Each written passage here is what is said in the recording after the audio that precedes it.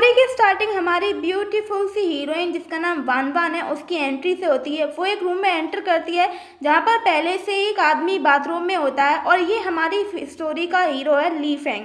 तो भाई साहब ली फेंग तो हीरोइन के आते ही कहने लगते हैं कि तुम तो आज लेट हो गई हो, उसके साथ रोमांस करना स्टार्ट कर देते हैं। और यहाँ पर हमारी हीरोइन सोच रही होती है 3 साल पहले का किसी ने हमारे हीरो की यानी ली फेंग की वाइन में उसे ड्रग्स मिला के दे दिए थे, जिस वजह से वो अपने ऊपर से कंट्रोल खो रहा था। और हमारी जो वान वान थी वो वहाँ पर वेट्रेस का काम करती थी, तो वो जब उसके रूम में एंटर करती है तो ली फेंग अपना कंट्रोल खो देता है। इनफैक्ट उससे लगता है कि वान वान ने ही उसे ड्रग्स दिए हैं, तो वो उसके साथ नाइट स्पेंड कर लेता है। और तब से उसने और वान वान ने कॉन्ट्रैक्ट साइन कर रखा था जिसमें वान वान उसकी लवर या गर्लफ्रेंड। इधर जब हम प्रेजेंट में आते हैं तो हमारी जो वान वान का पर्स में उसका फोन बज रहा होता है, जिससे इरिटेट होकर हमारा हीरो यानी ली फेंग उसका फोन उठा लेता है। फोन पर वान वान की स्टेप मॉम बात कर रही थी और वो उससे कह रही थी कि तुम अभी तक घर क्यों नहीं आई हो, तुम्हें देखने वाले जो आ रहे हैं यानी लड़के वाले जो आ रहे हैं वो आने वाले हैं, जल्दी से घर आओ।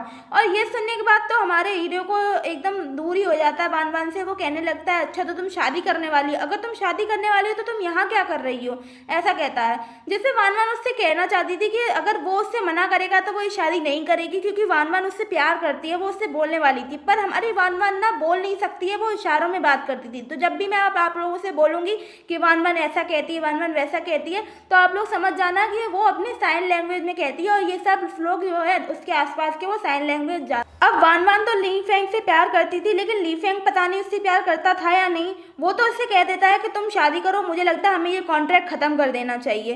जिसे सुनने के बाद वान वान बहुत ज़्यादा सैड होती है, उसकी आंखों से वो दिख रहा होता है। वो उससे बोलना चाहती थी कि वो उससे बहुत प्यार करती है, लेकिन ली फेंग उस कह देता है कि अच्छा तो तुम्हें पैसा चाहिए, तुम्हें पैसा चाहिए, ऐसा कहकर वो उसके हाथ में एक कार्ड थमा देता है। इसीलिए वान वान भी फिर बोलती नहीं है, क्योंकि उसे लगने लगता है कि ली फेंग उसे बिल्कुल पसंद नहीं करता, उसे कोई फर्क नहीं पड़ता उसकी शादी से, तो उसे वहाँ से चले जाना चाहिए।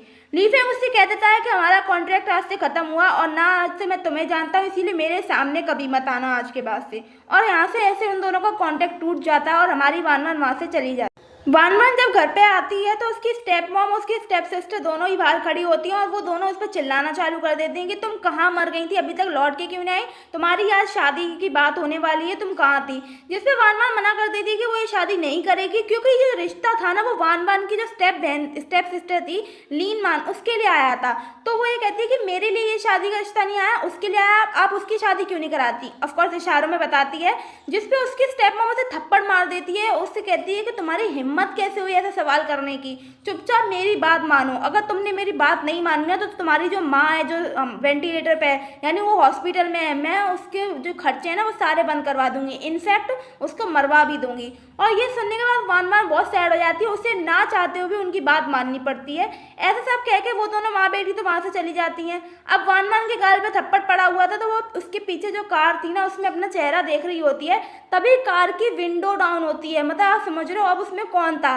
अरे ज़्यादा उम्मीदें मत रखो, हमारा हीरो नहीं था बल्कि हीरो का भतीजा था यानी ली चाओ। अब वो आया हुआ था वहाँ पर।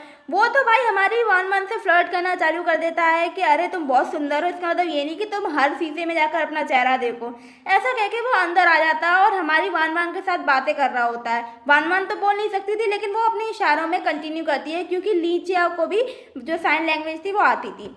वो सब लोग अंदर आते हैं, जहाँ पर ना जैसे ही हमारा जो ली चाओ होता है वो आवाज़ देता है अंकल आप यहाँ पर हैं। जैसे ही अंकल मुड़ते हैं अंकल शॉक हो जाते हैं वान वान को देखकर, और वान वान शॉक हो जाती है अंकल को देखकर, क्योंकि अंकल भाई साहब कोई और नहीं हमारे ली फेंग थे। मतलब इतने हैंडसम अंकल भी हुआ करते हैं क्या, हमारे इंडिया में कम ही होते हैं नहीं।